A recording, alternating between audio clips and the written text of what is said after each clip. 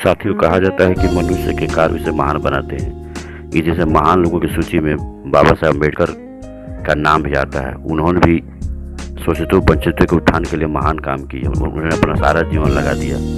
उनके विद्वता के कारण ही सारी दुनिया उन्हें सिंबल ऑफ नॉलेज के नाम से जानती है। आज मैं उस कॉलेज के बारे में बात बताने वाला हूँ जिसकी स्थापना खुद बाबा साहब अम्बेडकर ने किया था। बाबा साहब के वो सपनों का कॉलेज है। बाबा साहब ने 19 जून सन 1950 को मिलिंद महाविद्यालय की स्थापना की थी। यह महाविद्यालय महाराष्ट्र के औरंगाबाद में स्थित है।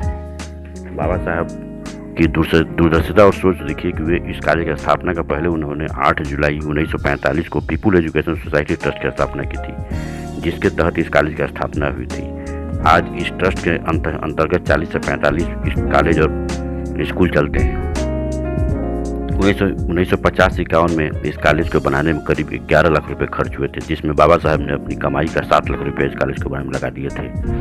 बहुत लोगों ने बाबा साहब को चंदा देने की कोशिश की, लेकिन बाबा साहब ने उसे लेने से इनकार कर दिया था। मिलिंद कॉलेज बाबा साहब के सपनों की अनमोल धरोहर है। कहा जाता है कि हैदराबाद के 7वां निजाम मीर उस्मान अली खान ने बाबा साहब को कॉलेज खोलने के लिए ज़मीन दिया था, लेकिन वो भी मुफ्त में नहीं। बाबा साहब ने निजाम का केस लड़ा था, क्योंकि बाबा साहब एक काबिल वकील थे, इसलिए निजाम ने उस पैसे के बदले बाबा साहब को ज़मीन दिया था। बाबा साहब की निगरानी में इस महाविद्यालय का एक इंच जोड़ा गया था। इस कॉलेज का नाम जब रखा जा रहा था तो लोगों ने कहा कि आप अपना नाम रखिए, अपने माँ पिता का नाम रखिए। बाबा साहब ने कहा कि नहीं, इस कॉलेज का नाम कुछ अलग रखना होगा। तो उन्होंने बौद्ध ग्रीक राजा मिलिंद के नाम पर इस कॉलेज का नाम रखा, जिनका शासन 160 से 120 ईस्वी पूर्व तक भारत पर था। इन्होंने बौद्ध धर्म स्वीकार कर लिया था और राजा मिलिंद को एशिया का संरक्षक भी कहा जाता है। इस कॉलेज में साइंस एंड कॉमर्स सभी विषयों की पढ़ाई होती है, साथ में कंप्यूटर साइंस वगैरह जो आधुनिक कोर्स है वो भी पढ़ाए जाते हैं। इसकी लाइब्रेरी बहुत अद्भुत है। इसमें बहुत सारी किताबें हैं। केवल विज्ञान के 28 हज़ार पुस्तकें यहाँ पर मौजूद है।